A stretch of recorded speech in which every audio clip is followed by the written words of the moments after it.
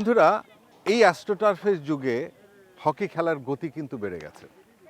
যেহেতু হকি খেলার গতি বেড়ে গেছে, তার মানে পাওয়ার খেলার একটা চেষ্টা কিন্তু সারা পৃথিবীতেই রয়েছে। কাজেই তোমরা যারা দক্ষ খেলোয়াড় হিসেবে গড়ে উঠতে চাও, তোমাদেরকে কিন্তু সঠিক পদ্ধতিতে খেলা শিখে মাঠে অনুশীলন করতে হবে। তাহলেই কিন্তু একদিন তোমরা অ্যাস্ট্রোটার্ফে খেলার সুযোগ পাবে। আমরা আর কথা বাড়াবো না, চলে যাব মূল অনুষ্ঠানে। তার আগে খেলাধুলা অনুষ্ঠানের পক্ষ থেকে শুভেচ্ছা সবাইকে। শুরু করছি আজকের খেলাধুলা। শিশু কিশোর বন্ধুরা, আমি অনুষ্ঠানের শুরুতেই বলেছি যে আজকের প্রসঙ্গ হকি। হকি খেলোয়াড় হতে হলে যে প্রসঙ্গটি তোমাদের অত্যন্ত গুরুত্ব সহকারে নিতে হবে, সেটি হলো গতির খেলায় গতিময় হয়ে উঠতে হবে। অর্থাৎ নিজের স্পিড বাড়াতে হবে, টেকনিক ট্যাকটিক্স সব কিন্তু নিজের আয়ত্তে নিতে হবে। আর সেটি নেবার লক্ষ্যেই এবারে তোমাদের জন্য উপস্থাপন করছি হকি প্রশিক্ষণ পর্ব। চলো বন্ধুরা, হকি প্রশিক্ষণ পর্ব। এটা মূলত আমরা যে স্ট্রেচগুলো করে প্রত্যেকটা মাসেল যাতে রিল্যাক্স হয়ে যায়, কারণ অনেক সময় দেখা যায় যে বসে থাকে বা খেলা শুরুর পূর্বে যদি প্রত্যেকটা মাসেল তার স্ট্রেচ করার মাধ্যমে মূল প্রশিক্ষণের জন্য প্রস্তুত না হয়, তাহলে ইনজুরির সম্ভাবনাটা বেড়ে যায়। এই জন্য আমরা স্ট্রেচ করছি তার প্রতিটা মাসেল, হাত, পা এবং প্রত্যেকটা অঙ্গ প্রত্যঙ্গ যাতে সাবলীলভাবে কাজ করতে পারে মূল পর্বে, সেই জন্য আমরা এক্সারসাইজগুলো করে থাকি।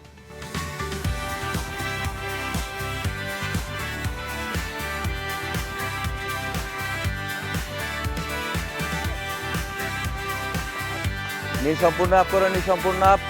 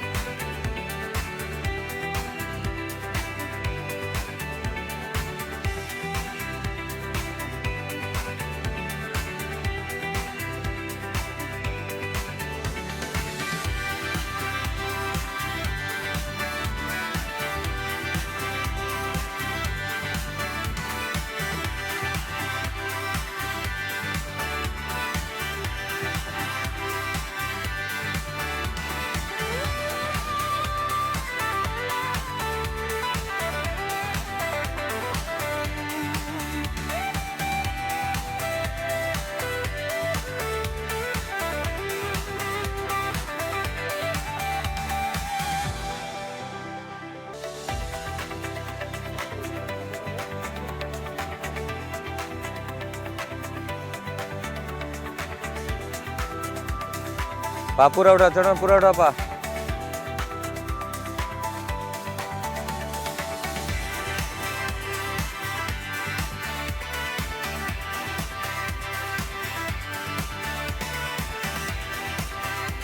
निया पे दौड़ाओ, निया शागत पूरा उठाओ, पूरा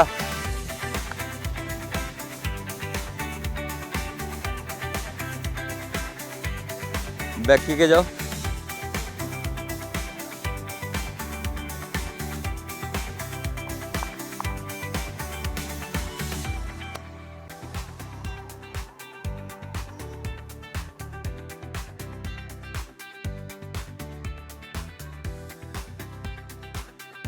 আমরা ওয়ার্ম আপ সেশন শেষ করেছি, এখন আমরা স্টিক বলে চলে গেছি। প্রথমে স্টিক বলে আমরা যে কাজটা করি, বেসিক কিছু স্কিল করি, যেমন আমাদের এখন যেটা তারা করছে পুশ এবং রিসিভ। খেলার মধ্যে হকি খেলার একটা গুরুত্বপূর্ণ জিনিস যেটা পাস এবং রিসিভ। এই পাস রিসিভটা যদি ভালো হয়, তাহলে আমাদের পরবর্তী কার্যক্রমগুলো খুব সহজে এবং সুন্দরভাবে করা যায়। প্রথমে আমরা বেসিকের দিকে যেটা যাই, পাসিং, পুশ স্কিলটা এবং রিসিভ স্কিলটা যাতে ভালোভাবে করতে পারে, সেই স্কিলটা এখন তারা করছে এবং খুব স্বল্প দূরত্বে এবং দ্রুত যাতে কাজটা করতে পারে, এবং তাদের পাসিং অ্যাকুরেসি, রিসিভিং অ্যাকুরেসি এই স্কিলের মাধ্যমে আমরা ডেভেলপ করে থাকি। আপনারা দেখছেন তারা খুব ছোট জায়গার ভিতরে বল একজন আরেকজনকে পাস দিচ্ছে এবং রিসিভ করছে, এবং এইটা কিছুক্ষণ করার পরে আমরা আমাদের ডিস্টেন্সটা বাড়াবো এবং তারা যাতে আরও সুন্দরভাবে করতে পারে সেই কাজটা আমরা যাব। তোমরা একটু ডিস্টেন্স বাড়ায় নাও একটু। পুশটা ভালো করে, পুশ এবং রিসিভ ভালো করে।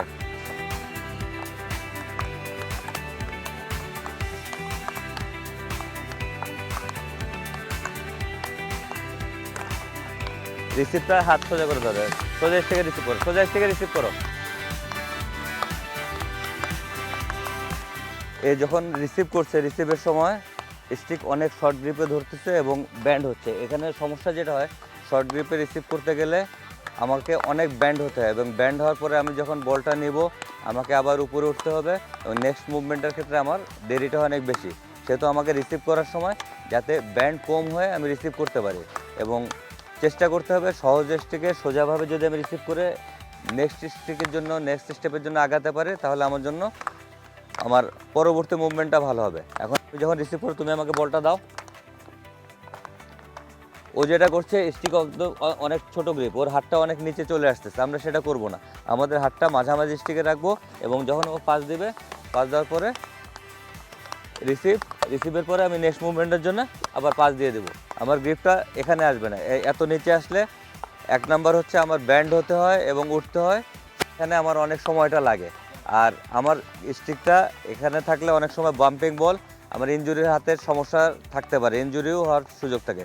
সুতরাং আমার গ্রিপটা সবসময় উপরে থাকবে, তাহলে আমার ব্যান্ডিংটা হচ্ছে কম হবে এবং আমার ভীষণ মাঠের চারিদিকে দেখা এবং নেক্সট আমি যে এক্সারসাইজটা করব সেই জন্য আমার সব কিছু সহজ হয়ে যাবে। তোমার স্টিকটা গ্রিপ এত নিচে ধরবা না, তোমার গ্রিপটা মাঝামাঝি ধরো, তারপরে কাজ করো।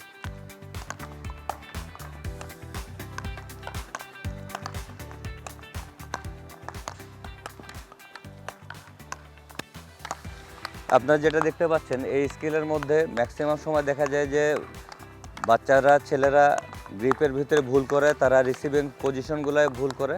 এই বিষয়গুলো আমাদের খেয়াল রাখতে হবে, যাতে এই বিষয়গুলো খেয়াল রাখতে হয় যে তার রিসিভটা যেন অনেক সুন্দর হয়। মানে রিসিভটা ভালো হলে তার পরবর্তী যে কার্যক্রমটা আমাদের এক্সারসাইজের ক্ষেত্রে, যে পাসিং বা তার নেক্সট মুভমেন্টটা ভালো হয়। আমি মাত্র যে ভুলটা আপনাদের দেখালাম, সে প্রথমে ছিল তার গ্রিপটা অনেক নিচে থাকার কারণে তাকে অনেক ব্যান্ড হতে হচ্ছে এবং বল রিসিভের পরে তাকে উপরে উঠতে হচ্ছে এবং দেখার ক্ষেত্রে সময়টা লাগে অনেক বেশি। তাই সুতরাং আমরা তাকে একটু কারেকশন করে দিলাম, সে এখন তার গ্রিপটা চেঞ্জ করে নিয়েছে এবং তার পরবর্তী কাজটা ভালোভাবে করার সুযোগ পাচ্ছে।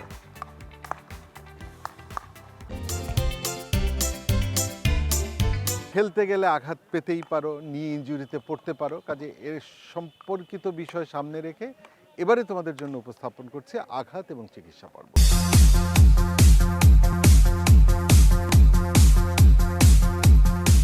আসসালামু আলাইকুম। এখন আপনাদের সামনে দুটি মেশিন বা ইকুইপমেন্ট একসাথে উপস্থাপন করছি। প্রথমেই দেখতে পাচ্ছেন একজন পেশেন্ট আমাদের একটা বিছানার উপর শুয়ে আছে। এটা হচ্ছে একটা ডিজিটাল বেড বা ফিজিও বেড। সেটার আমাদের সুবিধা হলো হাইড্রোলিক বেডও বলে অনেকে, অটোমেটিক্যালি আপ অ্যান্ড ডাউন করা যায়। এখন আমরা সুইচের মাধ্যমে, আমার পায়ের সুইচ আছে, সুইচের মাধ্যমে তাকে আপ করছি, অর্থাৎ ফিজিওর পজিশন অনুযায়ী বেডকে সেট করা যায়। এই বেডটার অ্যাডভান্টেজটা হচ্ছে আবার ডাউন করা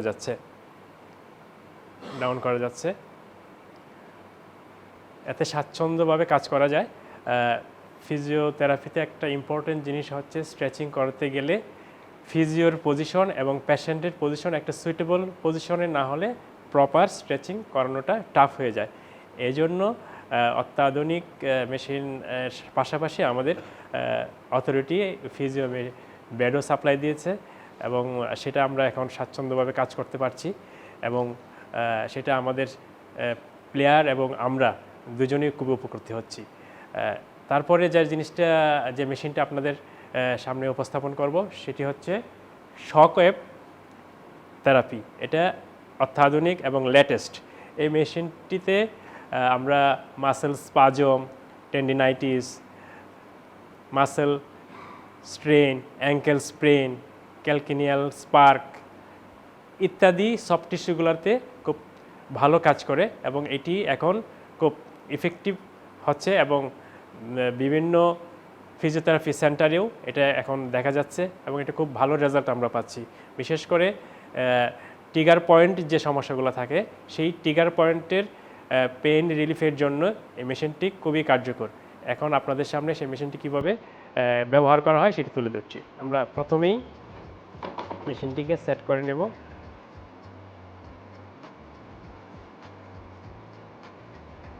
প্রথমেই বলে রাখি যে এখানে মেশিনের দুইটা ভাবে ব্যবহার করা যায়।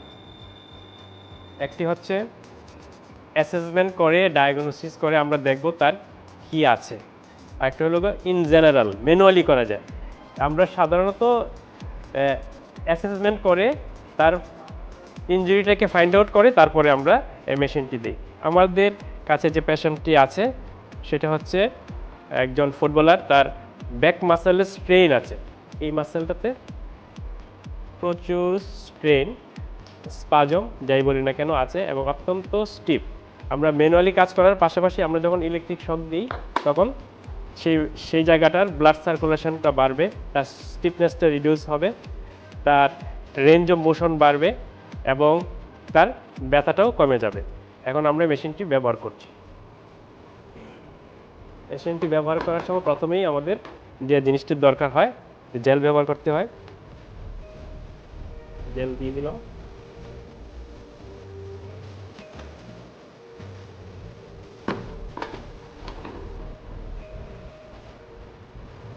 এখন আমরা তার যে সমস্যাটা ফাইন্ড আউট করেছি মাসেল স্পাজম, এটা সেট করলাম। সেট করার পরে মেশিন স্টার্ট দিল। এখন শক বেরোবে, নির্দিষ্ট ওয়েভে শক দিবে।